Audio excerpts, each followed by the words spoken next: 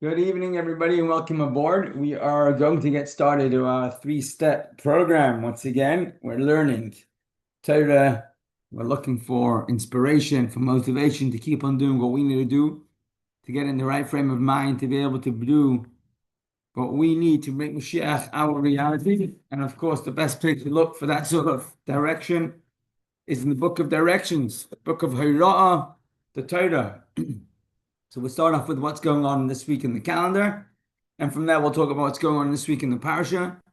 And then we're looking for one practical, relevant life message from this week's Parsha that should be able to empower us further, continue doing what we're doing so well. What's going on this week on the calendar?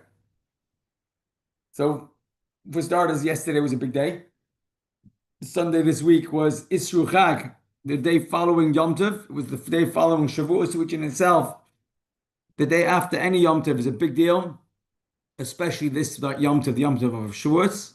And it's a day that's marked with additional excitement, additional celebration on some level. And in particular, in recent time, there was a big emphasis to make a day of extra learning, a Kinos Torah, a gathering of discussions of Torah, which took place yesterday.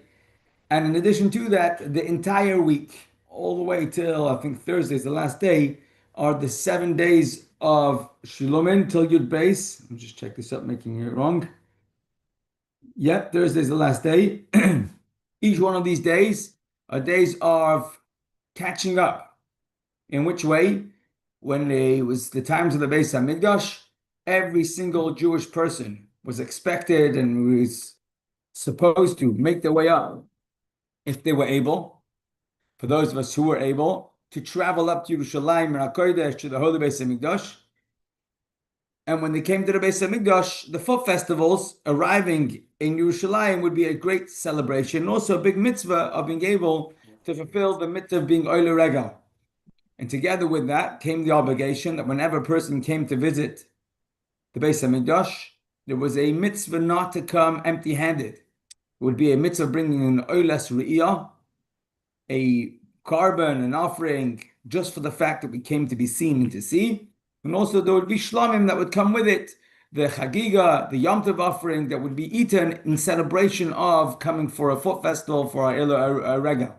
Now, when it was Pesach, so you had the first day of Yom Tov, and then you had all the Chol Hamoed, all the intermediary days, which were great for bringing karbanos and having family and friends over to eat the carbon and to celebrate together. And you would always go to someone else's celebration. There was plenty of food around.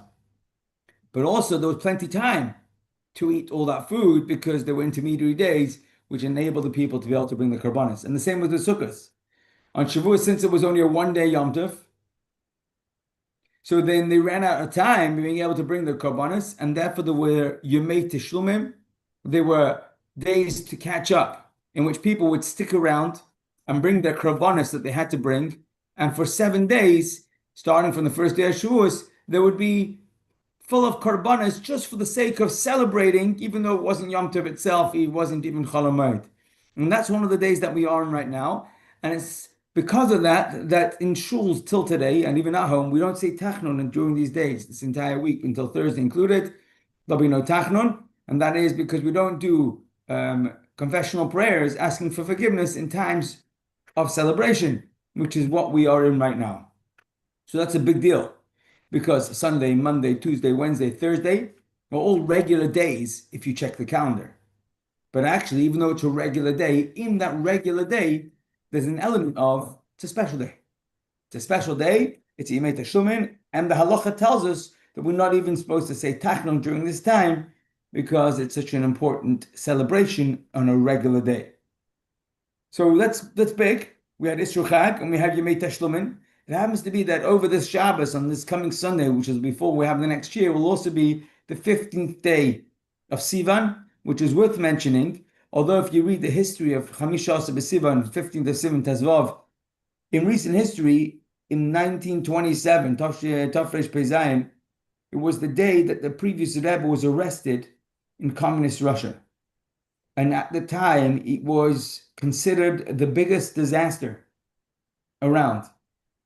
And the Frierdiker Rebbe went into very, very difficult times from the 15th of Sivan till Yud Beis Tammuz. Even Gimel Tammuz, when he was released, it also looked worse than ever. But it all started to play itself out on Tesvav Sivan, which is this coming Sunday. And of course, we don't remember it as a day of celebration, but it reminds us that the previous Rebbe told us that even though he was in the most darkest of places, in real difficult incarceration, prison that was meant and designed to break the toughest of people, and it was shocking to everybody, and perhaps even more than anyone, the Frierdiker Rebbe himself, that he came out of that ordeal alive and kicking, if you could say, where the Frierdiker Rebbe came out full of determination to continue spreading Yiddishkeit. And it was so intense that when he came out, the realization was the best place for the Frierdiker Rebbe to continue would be outside of communist Russia. Because wherever he turned, they were so upset that they had to release him.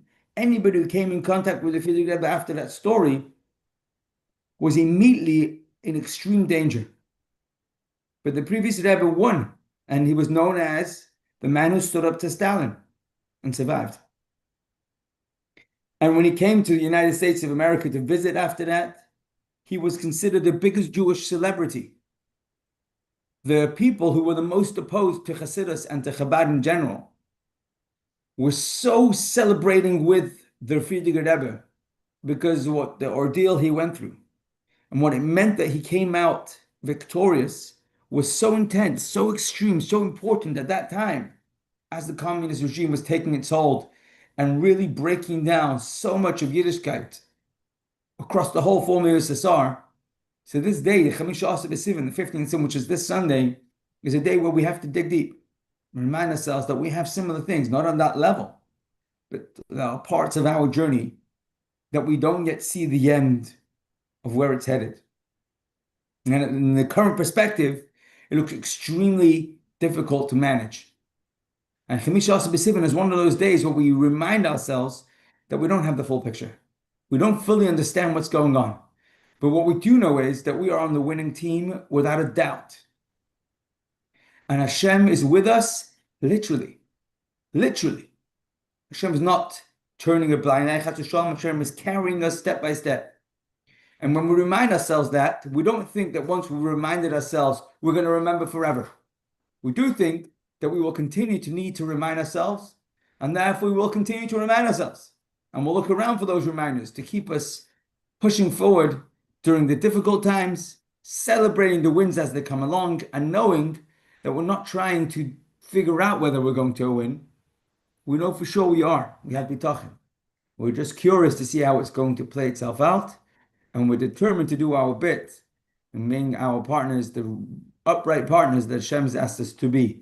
That's this week, the week of Yimei Tashlumin, of celebration on a regular day, and days that we remind ourselves that we are part of the winning team, just like Chamisha Asa B'Sivan played itself out. Let's do a little bit of what's going on in the Parshah.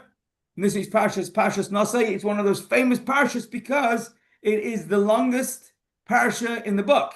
Yay! It is famous for good reasons. It is not the longest Bar Mitzvah piece you can get, because if you get Matos and Masei, a lineup of two parashas together, it's going to be longer than Naso.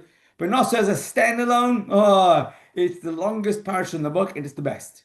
It's brilliant. And it is quite easy to learn because a big bulk of the end of the parsha is just repeat on the tune, on the wording, and you only have to know the difference of the names. We'll talk about them in a moment.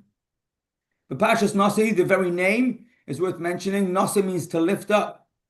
It actually means, it's a reference of counting, but it says Nasos Rosh, count up, lift up the heads of Bnei Gershon Gamheim, and that is when, after last week's Sedra, the first, which we read 2 weeks ago, by the way, but last week's Sedra, in Parshas Bamidbar, the book of Numbers started off with the head count of all the Jewish people, with a great warning to make sure that the tribe of Levi, the service people, are not included in that count.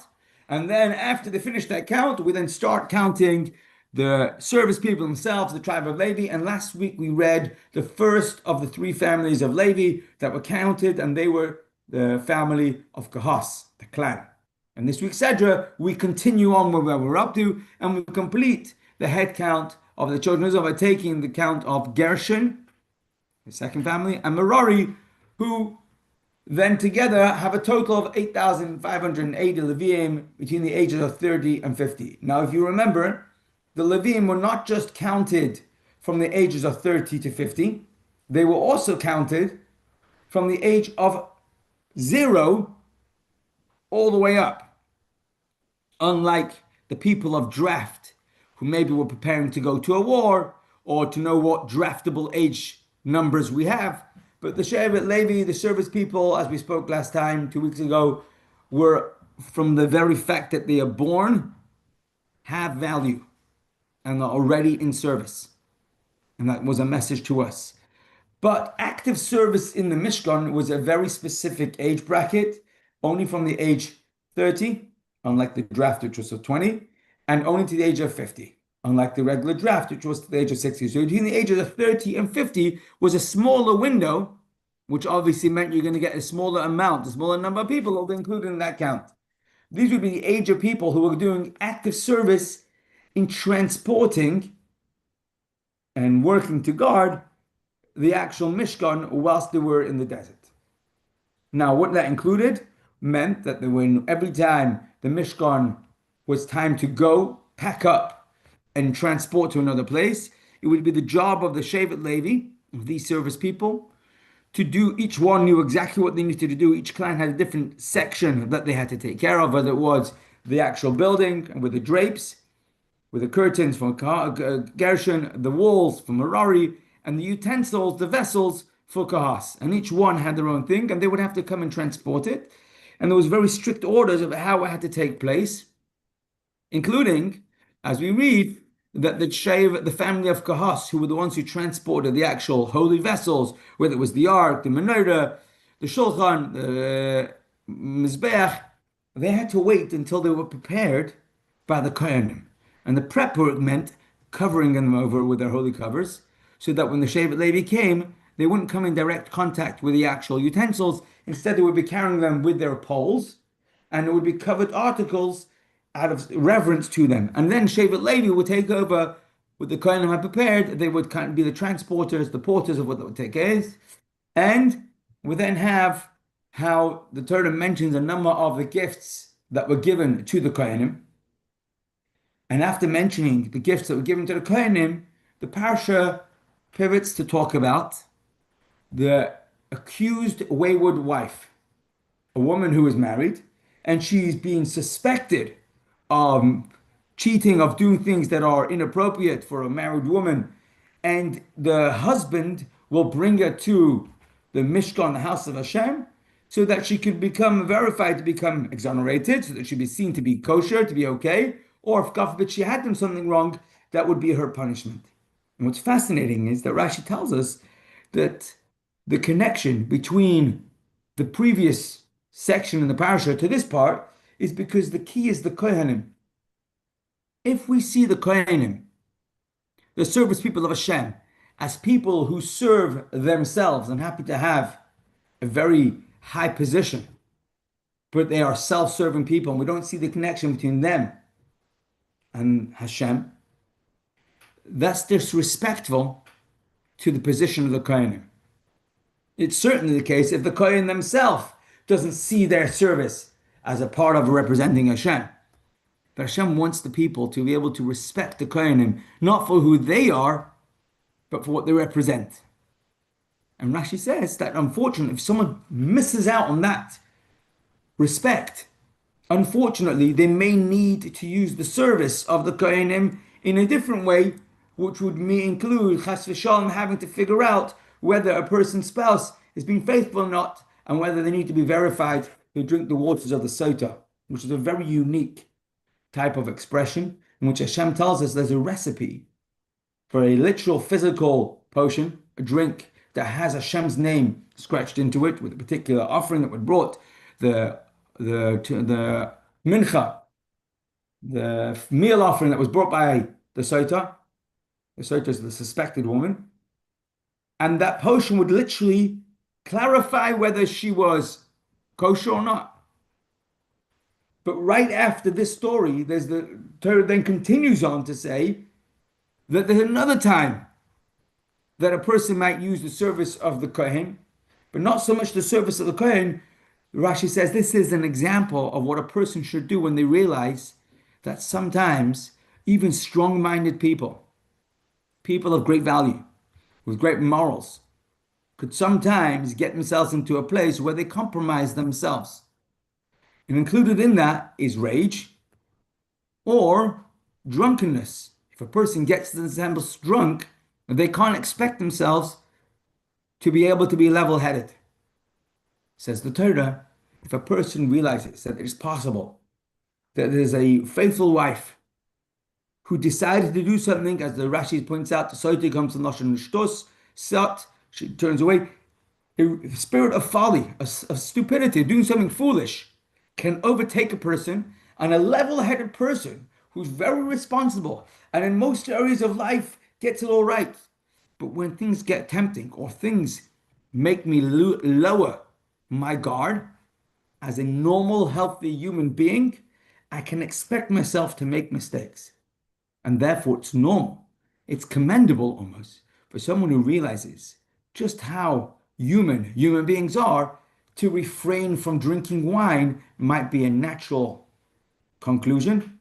And the Torah goes on to talk about the Nazir, the person who takes upon themselves to stay away from drinking, as a follow-on from the Parshah describing what happens with the Sota, and how sometimes she gets suspected, not because she was on her best behavior, but because maybe she lowered a guard. And worse still, it's possible that the Sota actually did something wrong, which is certainly a spirit of folly, a spirit of foolishness that could overcome even the most level-headed people. And the key is to be able to keep our guard up. So the continuation of the Parsha describes the Nazir, and what the rules of a Nazir is not to drink wine with a minimum of 30 days. It could be longer than that if a person specifies for longer. But if it's not unspecified, standard amount is 30 days, no drinking wine. And actually, not only not wine, but not anything that comes from the vine. Grapes included, raisins included. And also, together with that, is not coming in contact with impurity of a person who's passed away, just like a kohen cannot go to a funeral, can't go into a Beis Elam, and all that is included. And when that finishes, then there are special karbonos that have to be brought in to the process of completing a Nazir stint. We then learn that the Kohanim, besides for being available to serve Hashem in the Mishkan, being available in case somebody needs the need of a Soita or of the Nazir Karbonos, they have an obligation, a mitzvah, just like they have a mitzvah to serve in the Beis Hamikdash, they have a mitzvah for the Kohanim to bless the Yiddish people. We say it actually in the morning service before we go to shul. So shall you bless the children of Israel. There's a mitzvah for Kohanim to get up and bless their fellow people. It's fascinating because out of all the services in the Beis Hamikdash, there were many that the Kohanim had to do. Unfortunately, none of them are current because we don't have a Beis Hamikdash and we can't do that service. However, the exception to the rule is this one: benching, blessing the Yiddish people. Today, even we just had it past Shabbos and Friday in Eretz Yisrael and Israel. They do it either every Shabbos or more often every day. In the Beis Hamikdash, they certainly did every day. You get up, the Kohanim, and actually they announce all the Kohanim should now bless. And the Kohanim say a bracha, Baruch Ata Hashem Elokeinu melech ha'olam asher kedeshanu b'kedushaso shel Aaron. Thank you for sanctifying us and making us stand out with the holiness of Aaron. And you've given us an instruction, v'tzivanu, levarach es am Yisrael b'ahava, levarach es, there's a mitzvah to bench, to bless the Jewish people out of love. And that bracha is the same wording that was said back in the Holy Beis Hamikdash. The same wording that's mentioned in this week's Parashah is the same wording we say today. And we are encouraged, not just Kohanim, but everybody encouraged to bless, to walk around and just have nice things to say, good wishes, to ask Hashem to bring brachas to everybody. So special. It's so special. But it's in this week's Sedra that the bracha brachas Kohanim. And from there we go on to the Beis Hamikdash. The Mishkan was actually inaugurated, and the opening inauguration offerings were brought by the Nasiim, 12 tribes, and each Nasi, the leader of each tribe, the prince of each tribe, brought it actually brought exactly the same set of gifts to the Mishkan, and each one got a separate day to bring that. So the first 12 days of the Mishkan, each day was brought by another Shevet's Nasi. But although they were the same items, we are told that the Kabbalah behind each one was unique to each Shevet. Before they actually start bringing their different karbonis, there's something else that they bring joint together. Fascinatingly, the princes, the leaders of the Yiddish people, we are told, were so committed to making sure that the house of Hashem would be built, they said to themselves, between themselves, whatever is needed, anything that is needed to build the house of Hashem, we will make sure that every last item and every last piece of material will be supplied, come what may. And what they said is, let all the people donate whatever they want, whatever they feel generously enough inclined to do, and then anything that's left is on us. What they didn't realize was that the Yiddish people were also extremely committed. And by the time the people finished donating, there was nothing left to bring. And they were caught off guard, with the exception of the gemstones, because they weren't available, and they had the honor of bringing the gemstones for the choshen, the breastplate, and for the ephod, and then they brought two more things. One was the inauguration karbonis, but before that, there's one more thing that they brought, and this they did as a joint project. Together, they brought 12 strong oxen. And these oxen were not going to be for an offering. They were going to be work animals. They were going to schlep. And together with the 12 big oxen, strong oxen, they brought 6 very strong wagons. And these wagons were designed to be able to carry very heavy loads.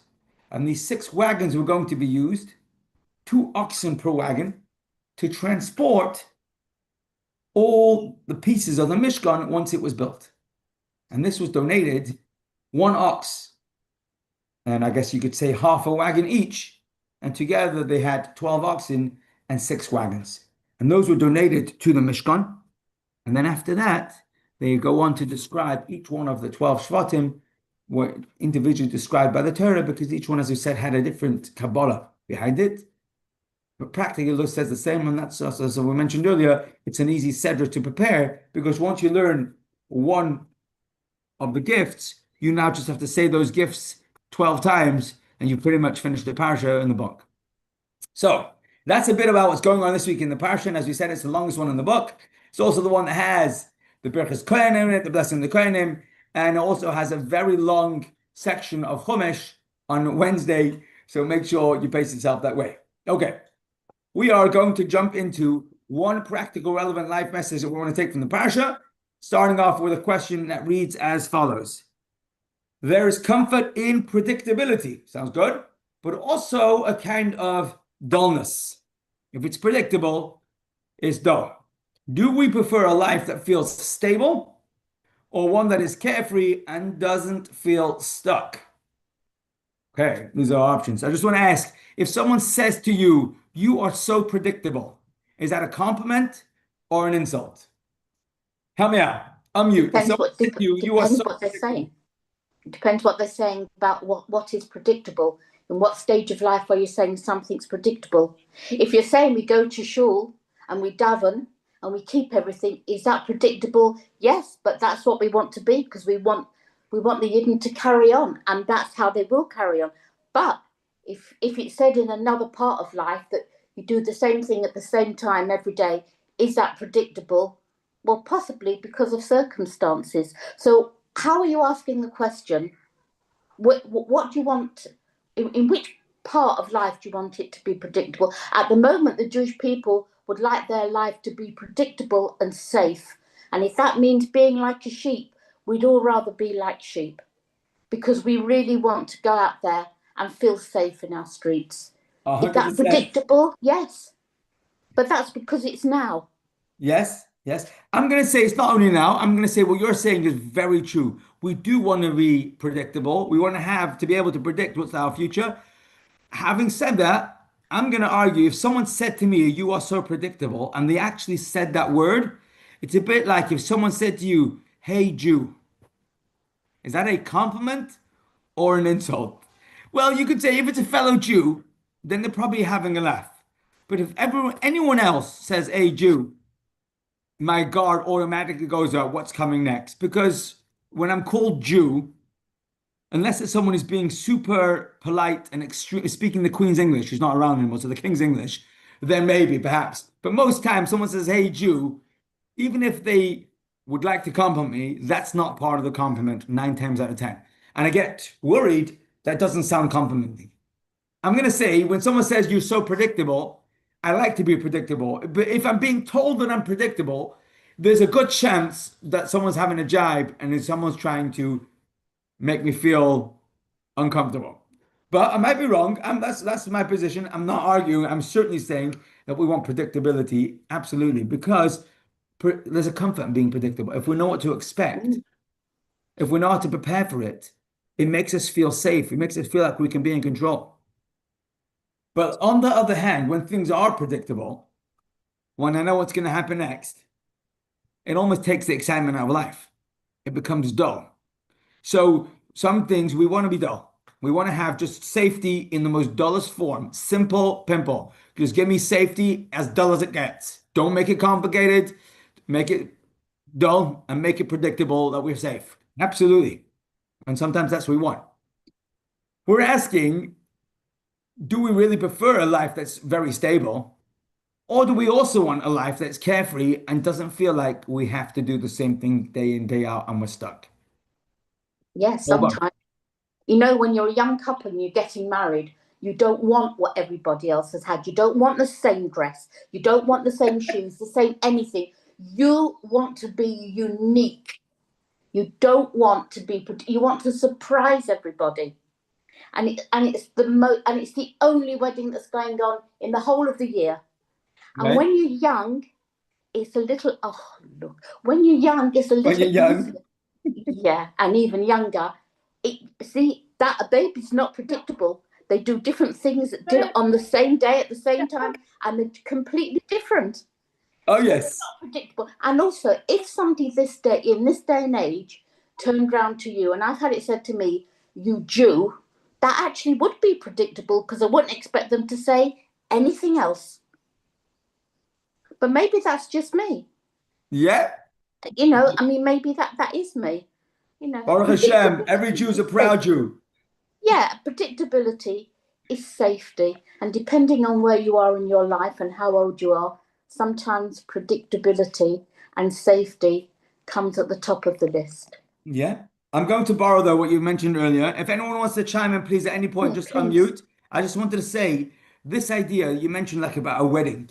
Yeah. So the Kala doesn't want to wear the same dress that her sister wore or Uh-huh. that somebody else wore a few years ago. Wants to be fresh, new, different. Mm. At the same time, if someone says, "Oh, you're so different," that also doesn't feel right. We want to be stemmed out, but we want to be within the realm of normal. We don't want to be abnormal, but we don't want to be the same as everyone else.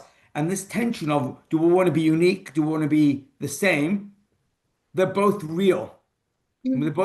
We want to be normal, but we don't want to be just another number. And what we're going to talk about tonight is that actually there's a very important understanding. Sometimes we call it a balance, but it's not even a balance. Mm. It's an understanding of what's the front and what's the back. Yeah.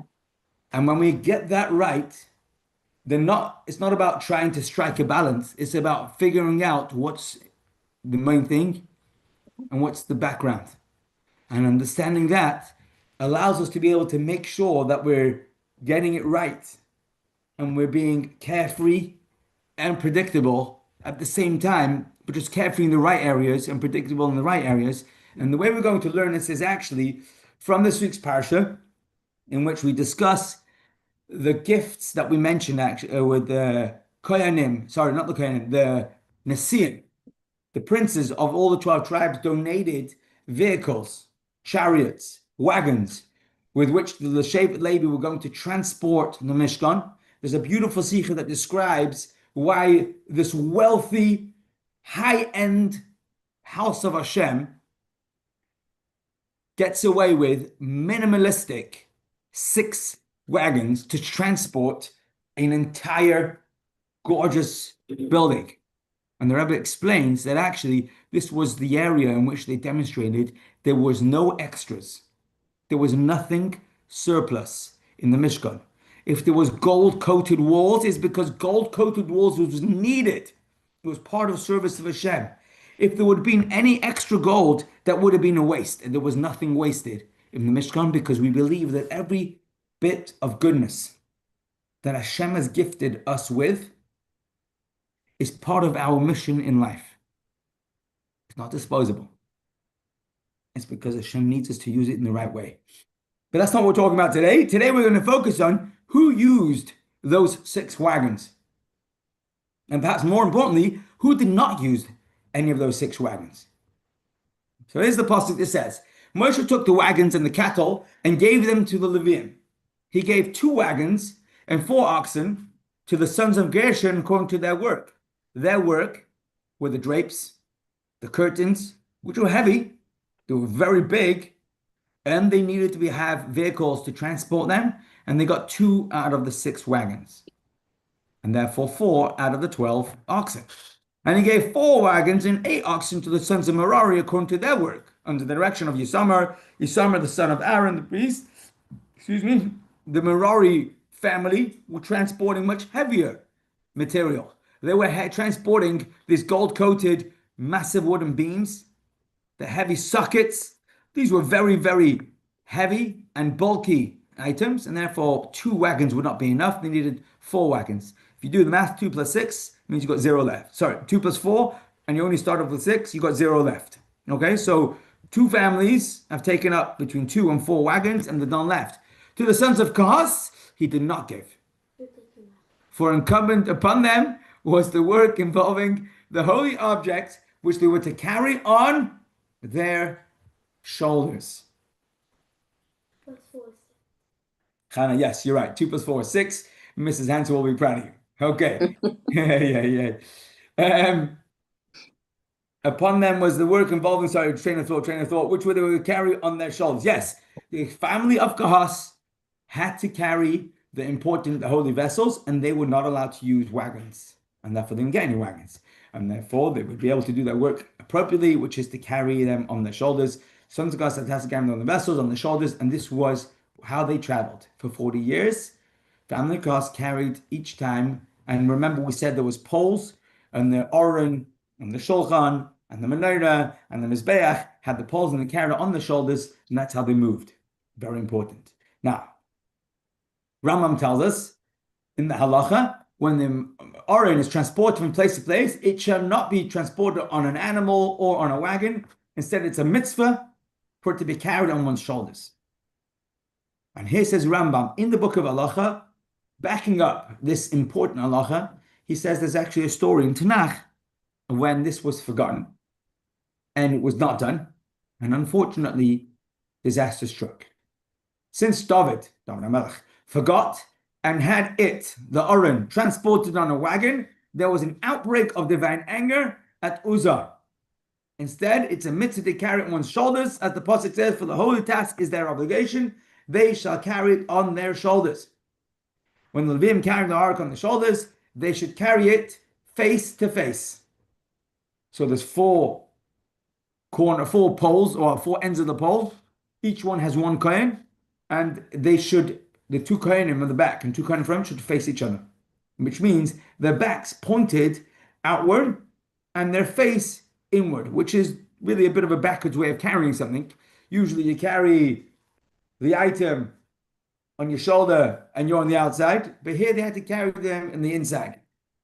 And so you have the 2 kohenim between the 2 poles carrying the Aron, which fascinatingly helps us remember which way the poles were positioned on the Aron, because the Aron was not a square, it was a rectangle, and the poles were on the shorter side, so that the longest side was between the 2 poles, so you had enough space for 2 kohenim to stand shoulder to shoulder, and the inside between the two poles, the two kohanim inside. And they had to do so facing the Aron with their backs to the outside. Okay. We see that it's a mitzvah to carry the Aron specifically on the shoulders and in no other way. Bear that in mind.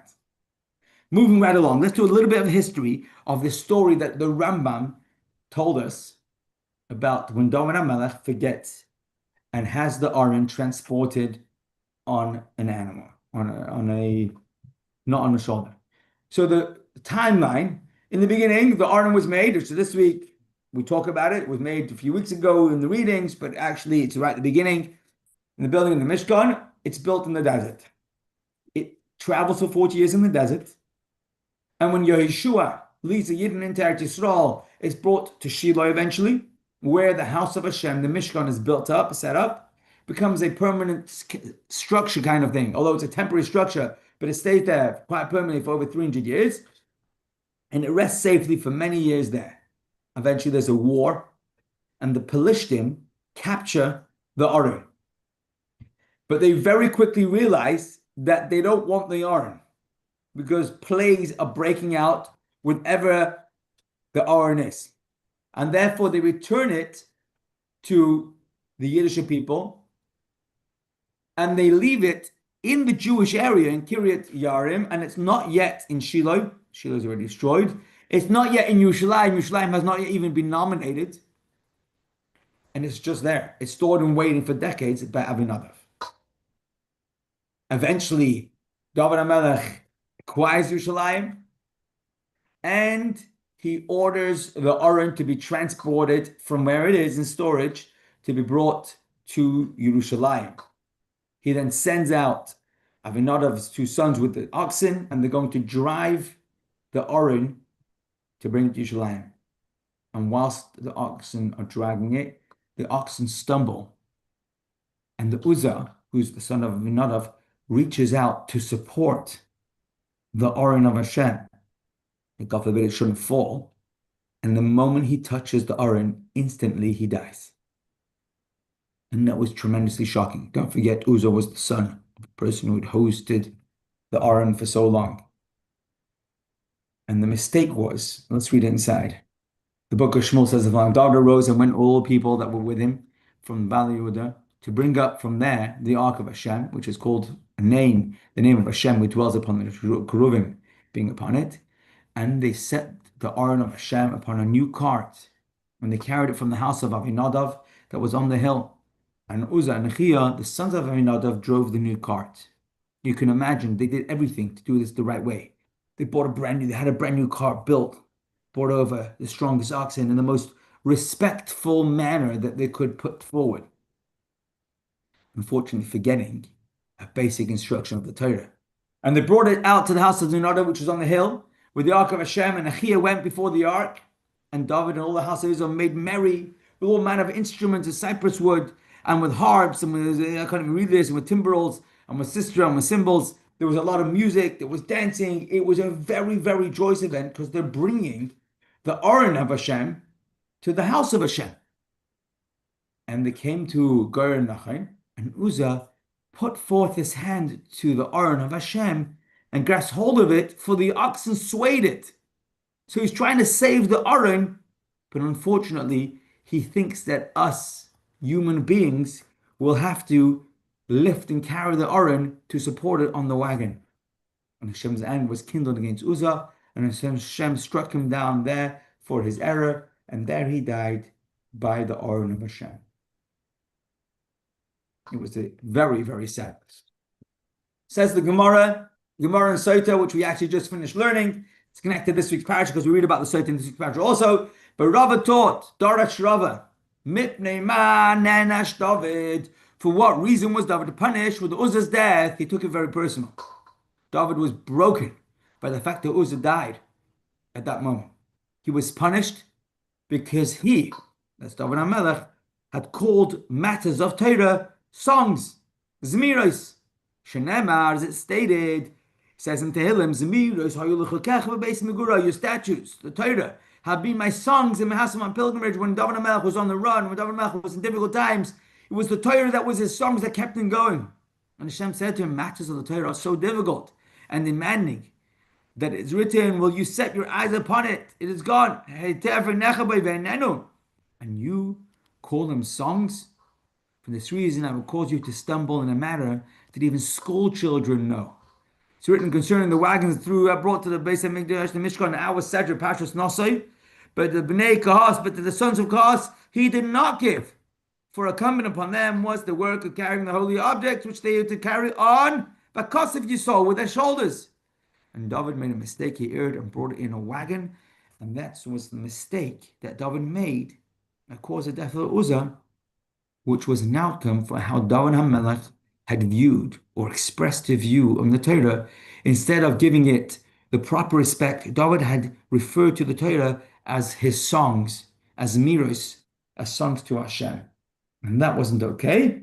And therefore, David HaMelech made a mistake, which eventually costed the life of Uzzah at a very special moment. So our question is going to be, although David HaMelech calls it a song, what was so bad? What's so bad about calling the Torah songs? I mean, big deal. It's not a song. What was so terrible that it warranted such a tragic punishment at such an auspicious moment?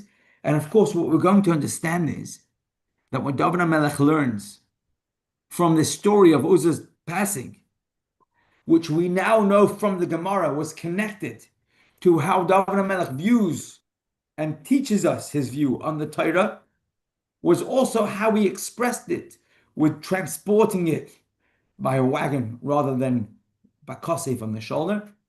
And the message is going to be to us to understand that although there is an element of song in the Torah, to make sure we understand what's the front and what's the background. What's the main thing? And what's the secondary thing? And when we get that right, as David HaMelech learns, unfortunately in a tragic way, but we are going to try and understand it and learn from, you could say, what David HaMelech's mistake, so to speak, is going to be the message of being able to make sure that the main thing stays the main thing. Okay, so this is where we're headed. Let's talk a little bit about the Aron. The Aron contains the word of Hashem, the holy luchos that were given to us at Har Sinai. I think we mentioned this over Shavuos. Valuchos ma'aseh lakim hema, the tablets of the word Hashem's work. V'hamichtav michtav elakimu choros al luchos, and the inscription was Hashem's inscription engraved on the luchos. Hashem engraves the wording of the Ten Commandments onto the two tablets. The luchos have Hashem's handwritten Aseret Hadibros on it. Hashem engraves his works directly onto the luchos, and what we learn is that miraculously these words, which were engraved into the luchos, weren't just engraved in the luchos. The whole writing on the luchos were completely miraculous. In which way? So the Medrash tells us that actually you could look at any side of the luchos and you could see with clarity the written wording of the Aseret Hadibros, which is pretty much impossible. Because if you engrave the luchos through and through, then the luchos have to be forward on one side and mirrored on the other side if it's through and through. But certainly to have on all four sides, unless you engrave it only surface level, which was not the case, there was Michtav Lashon Harav Abdenua, Shoyin Akrod Mekal Tat Sadim, says the Tosfos Yom Tov, the inscription, the words of Abdenua, you could read from all four sides. What seems most correct to me is that it was a miraculous and act of God. In which way? Also, the Sarma Morris writes in the statement, this was a divine act beyond our comprehension, not the ordinary handiwork that some have imagined, as if someone sketched it before us in the study hall and a youngster wrote it. No. They were engraved miraculously onto the luchos, and this was an important part of understanding what the luchos were. What then is the deepest significance of this particular miracle? We're going to read starting from the Medrash. Rabbi Chanina bar Yitzchak said there were three byproducts. A byproduct means that there's a main thing, and there's something that is a side benefit. It's a byproduct. Reflections or lesser forms in this world. Says the Midrash, the byproduct of death is sleep. When we sleep, we still exist, we're just inactive. And the Medrash wants us to understand that that is a byproduct of the creation of death. The byproduct of prophecy is a dream. Our mind's working, but it's not thinking the way we usually do. And that's a byproduct of prophecy. When a person has a communication from Hashem, we're there, but we're getting something which is much beyond or different than what we usually think. And the byproduct of the world to come, Me'ein olam haba, Yom Shabbos Menucha is Shabbos. Shabbos is a day of rest. We're in the here and now. We're alive. But the regular rules are put on hold. It's a byproduct. It's a taste of olam haba. Rabbi Avin added two more. He said the byproduct of the supernal light is the sun. The light of Hashem is real light. And sunlight is a byproduct of that. And here's the main one. The byproduct of Hashem's Chachma is the Torah. The Torah that we know, which is the word of Hashem, the book of instructions, the book that Hashem gave to us, is a byproduct of what Hashem's real wisdom is. So Torah is the most important thing, but all of that Torah is simply a byproduct of Chachma Shalamayla. So important for us to understand what's just being said. We're not downplaying the importance of Torah, although that could be taken that way. What we are saying is, however important we now understand Torah to be, that's a taste, a glimmer of the Chachma Hashem, which Hashem shared with us by giving us the Torah, that glimmer that we can understand how much more there is in Chachma Hashem. Why is that important? Here's a pasuk that backs it up, a pasuk from Mishlei.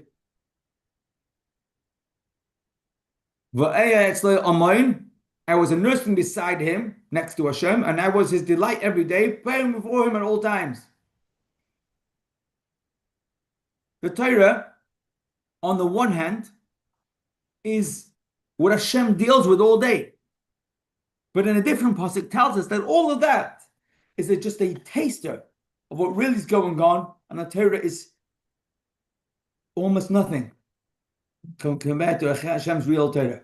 And here we're going to describe how Chassidus would like us to understand the lesson that David HaMelech is taking. And the words on the top, the titles of what we're going to focus on for a moment, Panemius and Chitzonius. Surface level, the external level. I'm not going to say the word shallow, but the beginning is a taster of what's really going on.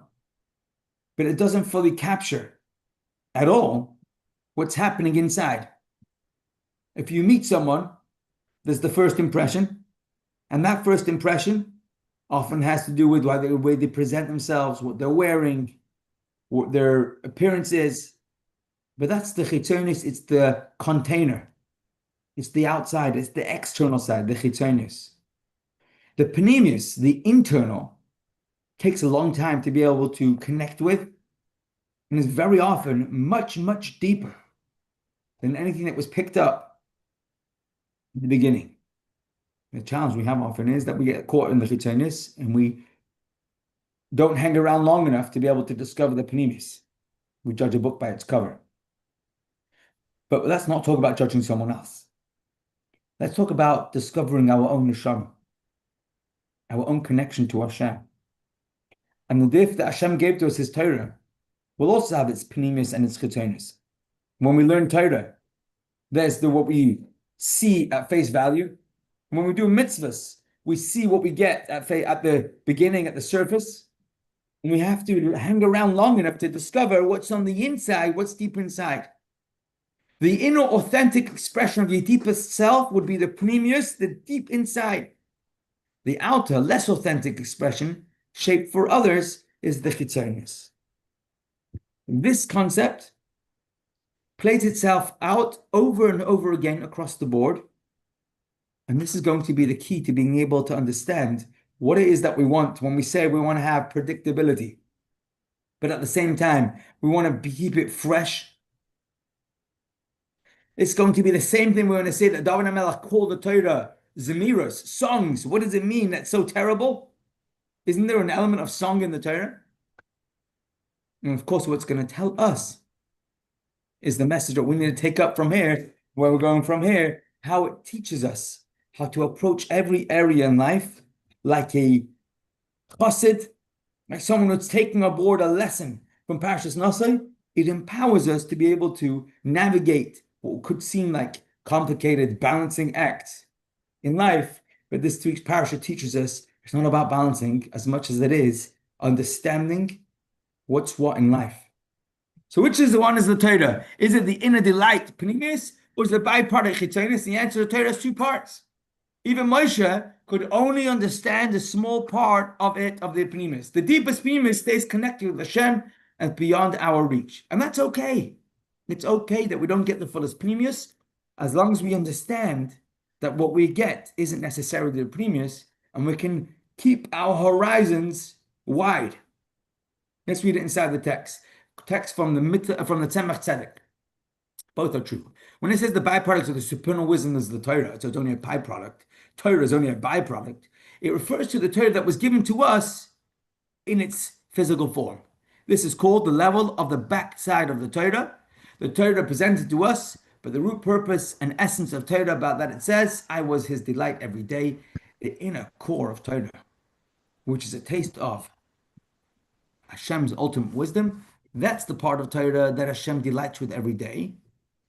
And that is implanted into the external, the backside of the Torah, which is what we got. To explain, says the Tzemach Tzedek, the aspect of godly wisdom, as is vested in the 613 mitzvah Torah, is called the backside of Hashem's wisdom, because on every level, the backside is the outer and lower gradations within that particular level. It's the part capable of extending downward to extend and integrate with creation, within creation, and give it life. The inner side is the level itself. It is utterly united with Hashem. There's a part of it that's part of Hashem, and the part of it becomes expressed. The mashal I often heard, and therefore I like to share, is the mashal of buying flowers. You buy flowers is technical, but it's very important. At the same time, the flowers carry a message, and that message isn't about what the color the flowers are. And it's not even about you had a reminder on your phone and therefore I made sure to get the flowers.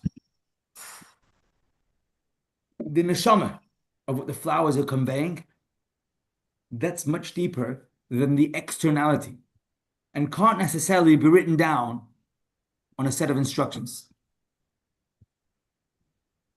And that is the idea where there's an inner part and an external part. The external part you see right away. An external part can be described, instructed, and it's very easy to connect with. Go to the shop or call them up, go into your app and click the button and pay and you get it. That's the external. It's very important. And that's the mitzvah. The mitzvahs have to be done exactly that way. But they carry within them a neshama that's much deeper than just that. Carry within them. And that's the way to get it. Says the Tzemach Tzedek, this can be understood by way of a simple analogy of a human being. The soul has 5 graded levels within it: intellect, emotion, thought, speech, and action. Each higher than the next.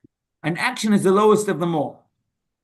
This is the kind of mashal that the Tzemach Tzedek finds very simple.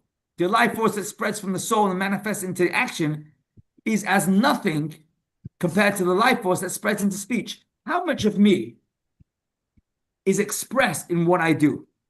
Some of it, my handwriting expresses me.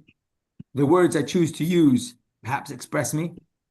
But when I speak, that's much more expressing me. It's my voice, it's my tone, it's the terminology that I pick up with. And that, in turn, has nothing compared to what spreads into thought. The way I think for myself is even deeper and more me. And the way I feel is even more me than what I think. And the way I understand and comprehend my intelligence is even more than my emotions. But what we see here is that a human being is layered deeper and deeper and deeper. And so too, in the very same way, whatever extends from Hashem's wisdom to influence low realms is as nothing compared to the inner dimensions as it is united with Hashem, before whom all this is nothing, and flowing to finite, limited, defined, created beings, is, so to speak, a fall and dilution relative to Hashem himself, but it is an expression of Hashem. From this it is understood that the Torah that was revealed to Moshe and the teacher is still called the back side, the byproduct of Hashem's wisdom, but the essence of the Torah, as in Hashem's own knowledge, so to speak, that is the inner dimension. Now go back to the luchos. The luchos had no back. Why was that a necessary miracle? Because the luchos are the expression of Hashem's ultimate wisdom that don't express the back side of the mitzvahs, showing that the Torah's deepest wisdom shine all the way through, whichever way you look at them. And anything to do with the Aron, the Ark of Hashem, is all about the pnimius, the inner neshama of Torah. And that's why the luchos, on every side that you look at them, only had forward-facing letters. And that also explains why the Leviim who carried them were obligated to be facing inwards to face to it, and there was no carrying the Aron or the Ark, the Aron, with their backs towards the Aron, because there was no room for externalities when it came to the Aron. The Aron was an expression of pure Eibishter, neshama only. It's not regular Torah. The Torah, as we know it, has to be put down into regular words. But at the core of what's really important, the main thing was forward-facing only. The externalities remained external. That also explains why when David HaMelech tried to describe this pure essence of Torah and uses the expression a song is a fair expression about the outer levels, what it makes us feel, how we understand it, all of that. Sylvie, did you want to say something? No, I'm just seeing the mic go on and off. But this expression of Hashem's outer level, when we call it Zmiros, is very good as long as we understand that we're describing the expression of Hashem, the expression of his wisdom, the Torah and the mitzvahs. But to understand who we are at our core, for that, we have to be very, very conscious that that is not the same as how the core finds its expression. The inner circle must always be the inner circle. If we, please take it out for a second. I'll come back in 2 minutes. When the inner circle is very much safeguarded, and not only safeguarded from everyone else, but it's respected for what it is, then it can empower everything around. But if we try and mix that inner circle and make it sound like it's the same as its expression, the way it expresses on the outer circle, we get a mix, and we no longer understand whether we want to be fresh and unique or we want to be predictable and stable. The inside must be as predictable and as stable as can be.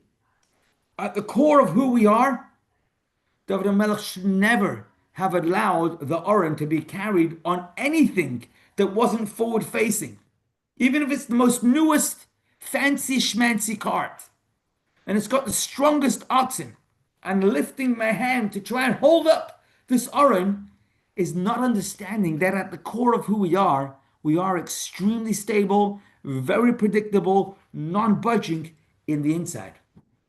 And that never changes. And when we find expression, because we have such a strong core, because we are so predictable and stable, because we have such confidence in who we are in the inside, we therefore are able to find expression on the outside in the most unique, gorgeous ways. And in a simple way of understanding this, when someone says, I don't want to be the same as everybody else, they're talking about their expression. I want to be normal. I want to be okay. I want to be acceptable. At my core, I need to know that who I am is valuable, is worthwhile, is never worthless. Not a shadow of a doubt of how much value we are for what we are. Therefore, we're able to express ourselves outwards. In this week's Parshah, we learn a very loud message. And David HaMelech, unfortunately, didn't see what we are being told and shared with us. Don't make the mistake that he made.